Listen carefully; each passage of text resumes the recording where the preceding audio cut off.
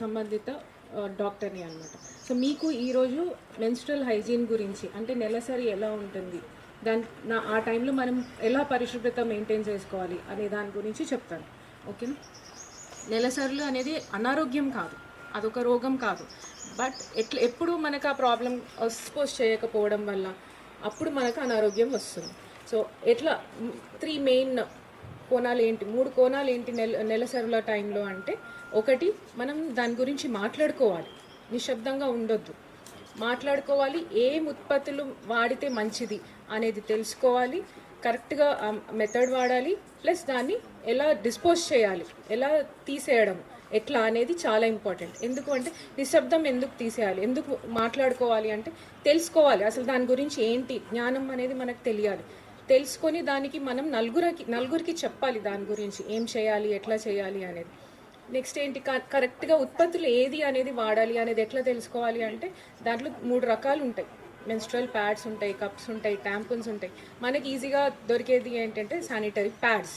So దాన్ని ఎలా వాడాలి, ఏ రకమైనది మన శరీరానికి పడుతుంది అనేది చూసుకొని దాన్ని కరెక్ట్గా వాడాలి. వాడిన దాన్ని కరెక్ట్గా డిస్పోజ్ కూడా చేయాలి. ఎట్లా మనం సరిగ్గా డిస్పోజ్ చేయకపోతే అది పరిసరాలని, మన ఆరోగ్యాన్ని పాడు చేస్తుంది, అది మనల్నే ఎఫెక్ట్ చేస్తుంది, మనల్నే ఇది చేస్తుంది. సో దాన్ని డిస్పోజ్ చేయడం ఎట్లా అనేది కూడా ఇంపార్టెంట్. సో దానికి సంబంధించి ఇవాళ ప్రతిమ ఫౌండేషన్ నుంచి డిస్పోజల్ మెషిన్ని మీకు ఇస్తున్నారు. దాన్ని మనం బయట పరిసరానికి కాలుష్యం కాకుండా దాంట్లో డిస్పోజ్ చేయడం వల్ల మనకి ఆ ఉపయోగం ఉంటుంది. ఓకే, ఎట్లా మనం బయట డిస్పోజ్ చేయడం వల్ల వచ్చే మన అనారోగ్యానికి కారణం కాకుండా దాన్ని డిస్పోజ్ చేయడం, ఈ మెషిన్లో డిస్పోజ్ చేయడం అనేది కలుషితం కాకుండా చేస్తుంది పరిసరాలను. ఓకేనా? సో అసలు నెలసరి టైంలో ఏంటి, ఎట్లా జరుగుతుంది అనేది మనం తెలుసుకోవాలి. ఫస్ట్ మనం నెలసరిలో 2 టేబుల్ స్పూన్స్ నుంచి ఒక సగం కప్పు బ్లడ్ అనేది, రక్తం అనేది పోతుంది. సో అది పెంచుకోవాలి అంటే మనం సరిగ్గా తినాలి, ఆహారకరమైన ఫుడ్ని మనం తీసుకోవాలి. అది as a part of WHO sanitation Swachh Bharat program tarafuna. It is mandatory in every schools right now. So my school request pettindi and I'm very happy that I have donated it to your school. Please dani baga utilize cheskondi. You know how to utilize it. Meeku telusa munde sanitary disposable pad machine gurinchi no na. So మీరు వాడే ప్యాడ్స్ని అక్కడ ఇక్కడ చెట్లలో అక్కడ ఇక్కడ పడేయకుండా దాంట్లో పడేస్తే అది యాషెస్గా ఫామ్ అవుతుంది. ఆ యాషెస్ని మళ్ళీ మనం ఎక్కడ వేసుకున్నా కూడా ఇట్స్ సేఫ్, ప్రాబ్లం ఏం లేదన్నమాట. అదర్వైజ్ మనం జస్ట్ అట్లా ప్యాడ్స్ని అక్కడ ఇక్కడ పడేస్తే ఇన్ఫెక్షన్ అవుతుంది కదా. Exactly. So to avoid that infection, మళ్ళీ ఆ ఇన్ఫెక్షన్ అయితే మళ్ళీ ఎన్విరాన్మెంట్ డిస్టర్బ్ అవుతుంది, మళ్ళీ మనకే రోగాలు వస్తాయి కదా.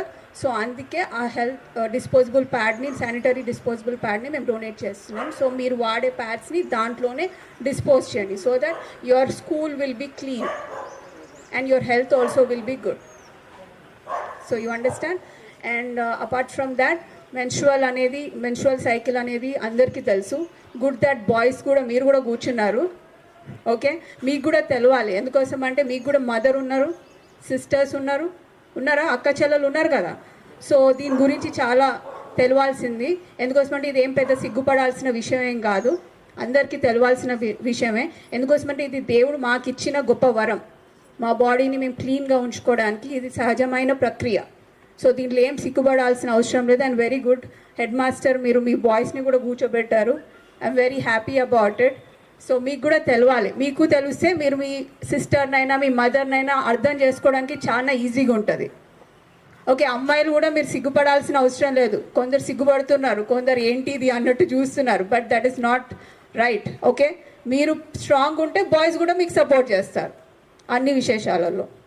Okay, boys and girls everybody are same. I just want to tell that మీ డ్రీమ్స్ని మీరు సహకరించుకోండి, కష్టపడండి. మీకు సెల్ఫ్ కాన్ఫిడెన్స్ ఒక్కటే వెరీ ఇంపార్టెంట్ మీ లైఫ్లో. You have to aim for a dream. Self confidence పెట్టుకోండి, కష్టపడండి, తప్పకుండా you will achieve your Moto.